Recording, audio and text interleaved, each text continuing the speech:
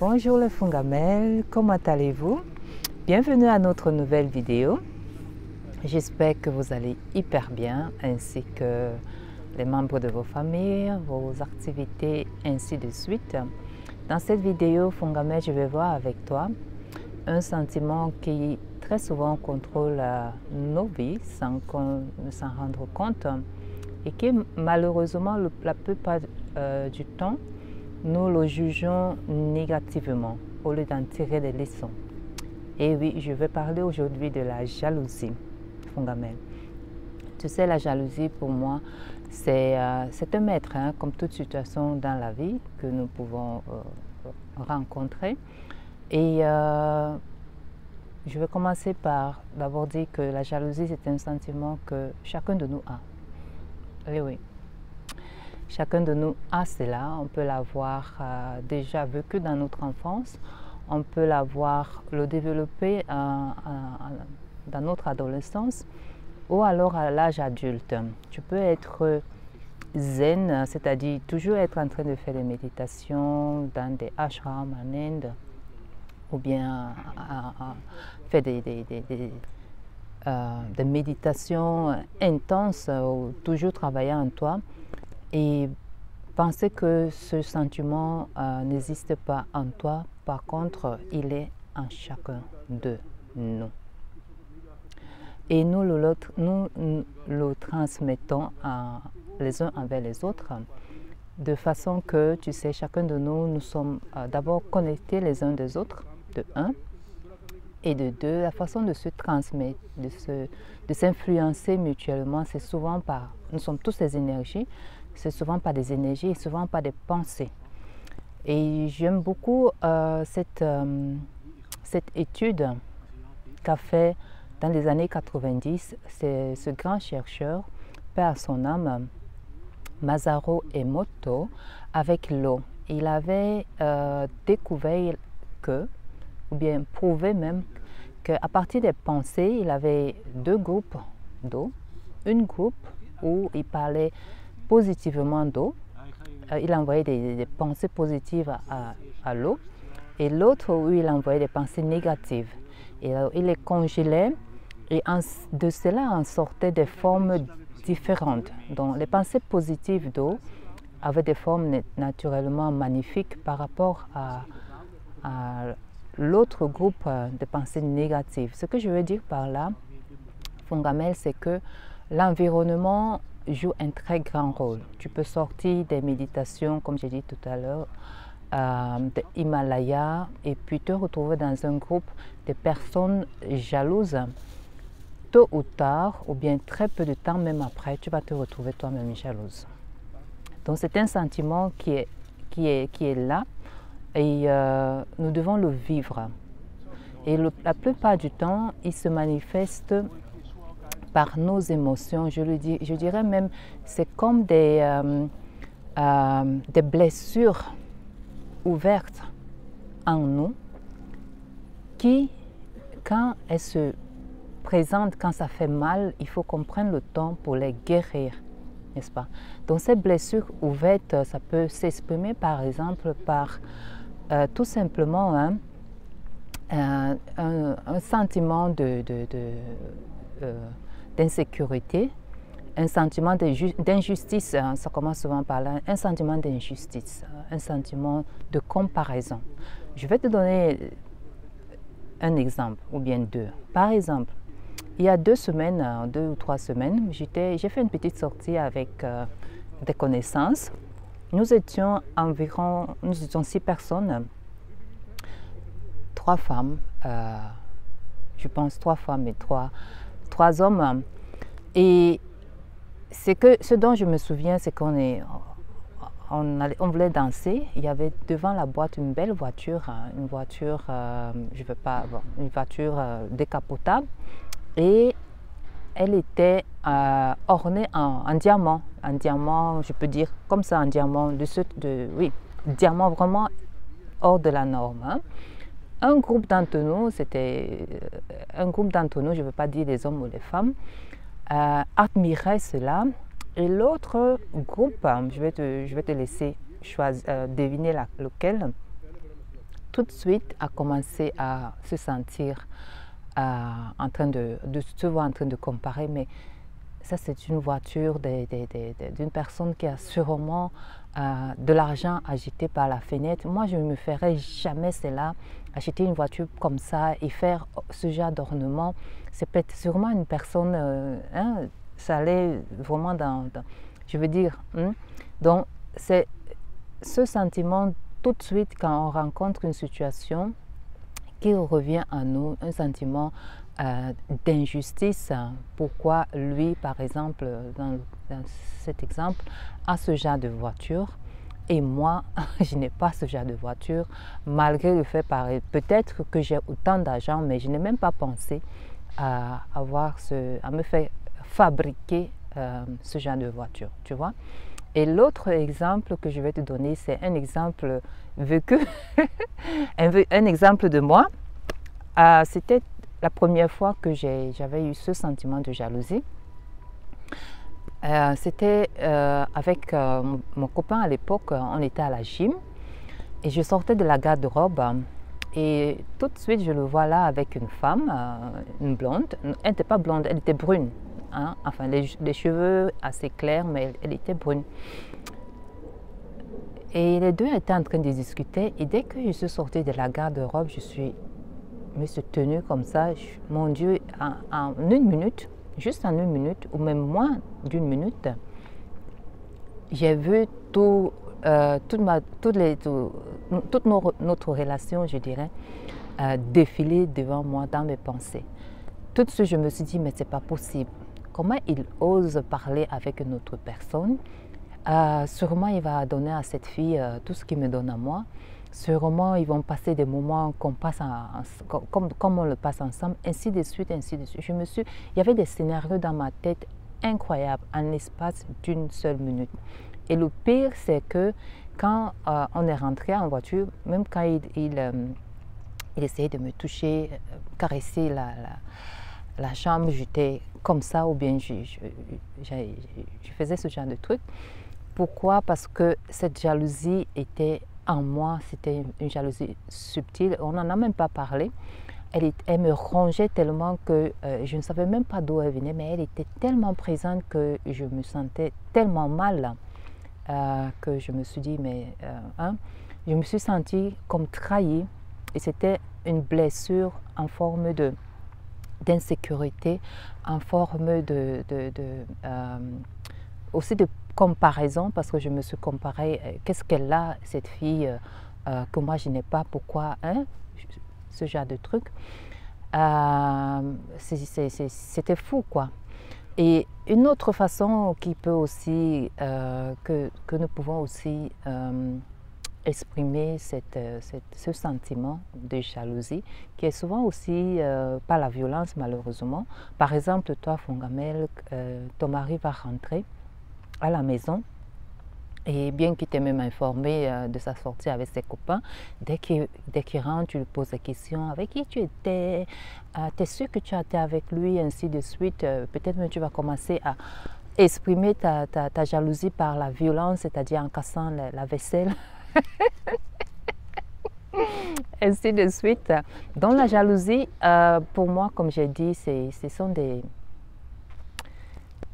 blessures ouvertes et qui parfois, il faut, mine de rien, ont juste besoin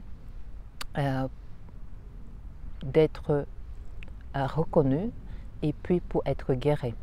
Et ma façon pour moi de guérir la jalousie, de comprendre, parce que pour moi, quand on comprend l'origine ou bien la cause d'une maladie, cette maladie elle est à moitié guérie, n'est-ce pas?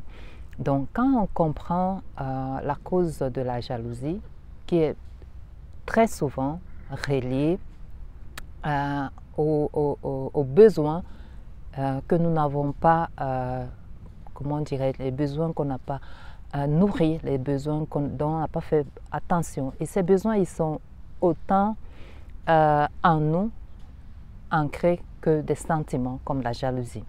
Donc par exemple, tu vas voir si, pour transformer cette jalousie maintenant, transformer et puis comprendre et avancer. Parce que pour moi, la jalousie, je te le dire, la jalousie pour moi, c'est un grand maître à plusieurs facettes, comme ce haut que je porte là, cette veste que je porte là maintenant. Mais c'est à chacun de nous, c'est pour ça aussi le travail que nous faisons, le développement intérieur, le développement personnel est très important.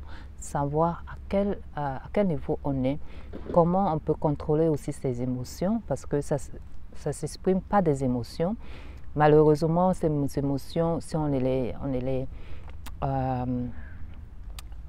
laisse pas passer ou bien on ne les traite pas, ça devient des sentiments, n'est-ce pas? Donc, ces émotions mal interprétées, ces émotions mal vécues peuvent être vraiment pour nous un blocage. Donc, pour avancer de 2 ou de 3 pas, il faut comprendre quel est le besoin que cette situation, cette blessure ouverte veut me montrer. Quel est le besoin en moi, par exemple, que j'ai en ce moment et qui n'est pas comblé, tu vois. Donc, par exemple, Fungamen, tu vas, même étant chef d'entreprise, tu vas te retrouver en train d'être jaloux de tes employés. Par exemple, tu rentres au travail et tu vois ton employé en train de rire, ou bien il est à l'aise, il fait des blagues, ainsi de suite, et tu te fâches, tu es de mauvaise humeur contre lui.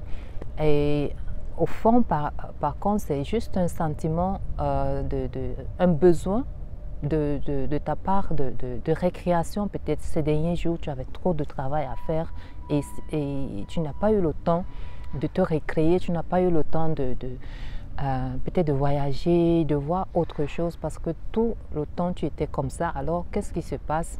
Cette situation, juste voir ton métabyte, je voulais dire, ton collaborateur en train de faire des blagues, en train d'être bien, ça te met mal à l'aise et tu commences à peut-être à te fâcher contre lui. Ou bien encore, tu vas rentrer au travail, par exemple, ça c'est un autre besoin. Tu vois peut-être des remerciements d'un client à l'un de tes collaborateurs et que tu te dis, mais c'est pas possible. Pourquoi est-ce qu'à d'autres personnes, ici, tu vas devoir en train de parler comme ça, on donne des remerciements, alors que moi qui suis le patron ou bien la patronne de cette entreprise, personne ne me dit jamais merci, par exemple. Il n'y a jamais quelque chose. Ce besoin de reconnaissance qui peut aussi être le genre le besoin d'utilité, le besoin d'être utile, de se sentir vraiment utile ou bien de se sentir reconnu, n'est pas nourri, n'est pas comblé. Donc, quand tu vas te retrouver une fois, Fungamen, en train d'être jaloux d'une personne, parce que la plupart du temps, nous sommes jaloux des autres, à cause de l'ego aussi. Nous mettons l'ego en avant, nous sommes jaloux des personnes. Et les causes ou bien les raisons les plus fréquentes, c'est parce qu'on se compare à d'autres personnes.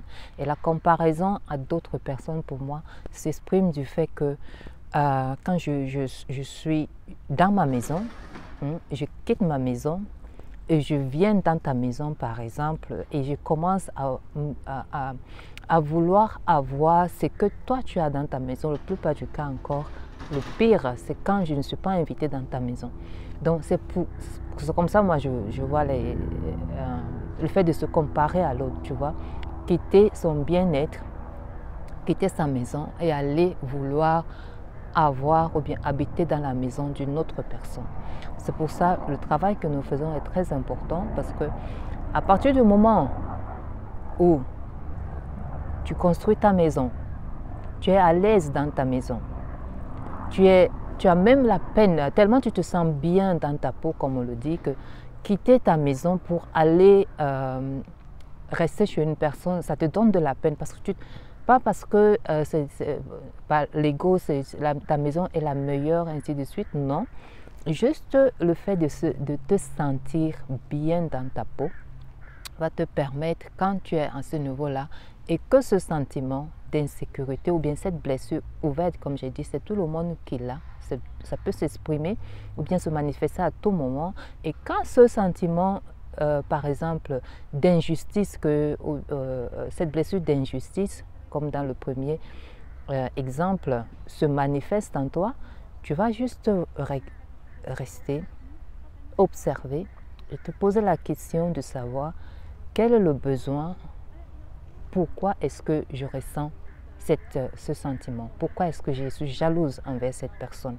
Et en te posant cette question, automatiquement, tu vas te rendre compte qu'au fait, il y a juste un petit besoin là que tu as négligé ces derniers temps, qui veut juste être embrassé, qui veut juste être arrosé, qui veut juste être regardé, qui veut juste être nourri par toi, parce que personne d'autre ne peut le faire. J'espère dans cette courte vidéo, Fongamel, tu vois ici, nous parlons du développement personnel, nous parlons du travail en soi. Nous tournons les doigts ou bien les mains, pas comme ça, mais comme ça. Parce que je suis sûre, pour moi, hein, si chacun de nous est bien dans sa peau, si chacun de nous est bien dans sa maison, automatiquement, on souhaite le meilleur à l'autre. Il n'y a pas de jalousie. Des jalousies, je dirais des jalousies malsaines, comme sous la forme que nous connaissons aujourd'hui, qui peuvent vraiment, qui détruisent des personnes, qui détruisent même des vies, qui poussent même des personnes à aller au-delà de ce qu'ils pouvaient, ou bien qui pouvaient se sentir capables, juste parce qu'ils n'ont pas appris à se contrôler, à se maîtriser, juste parce qu'ils n'ont pas appris à travailler en eux. Et je crois que ce pouvoir, le pouvoir de se maîtriser, le pouvoir de dire oh, je vais travailler à moi, le pouvoir de tout faire pour être bien dans sa peau et éviter de gaspiller notre pouvoir, parce que quand on est jaloux d'une autre personne, c'est comme lorsque nous sommes en colère d'une autre personne. La personne en face de nous, quand nous sommes en colère ou bien nous sommes jalouses, quand nous l'exprimons, et nous perdons nos moyens, la personne elle peut se servir de nous, quoi. On peut devenir le pion. Tu peux devenir par exemple le pion de ton mari ou bien même de tes employés, Fongamel. Dès qu'ils savent que tu es jaloux et que tu ne contrôles pas tes émotions, n'est-ce pas? Comme je disais, j'espère dans cette courte vidéo avoir donné une autre image de la jalousie qui peut être vraiment pour toi un très très bon enseignant si tu veux vraiment apprendre à te connaître et à traverser, je dirais, des petits blocades qui pourraient t'empêcher de découvrir la belle fleur que tu es, que chacun de nous est, n'est-ce pas? Je t'invite à me rejoindre les mercredis et les vendredis sur ma page Fongamel Beauté, sur Facebook, où j'ai les directs et je parle de ce genre de thématiques et entre autres. Et aussi à t'abonner, à partager si ça te dit. Dans tous les cas, j'espère te rejoindre ou bien te retrouver la semaine prochaine dans une autre vidéo. Et d'ici là, comme j'ai dit, toujours be you and do you. Sois toi. Express yourself, c'est-à-dire exprime-toi. Do you. Sois toi et fais-toi. Fais-toi. Je ne sais pas si on peut le dire comme ça. Dans tous les cas, j'espère que tu as très bien compris. Je souhaite un bon voyage à tous nos amis qui sont là, qui sont au ciel là-bas, comme on pourrait le dire. Et je te dis à la semaine prochaine. Bye.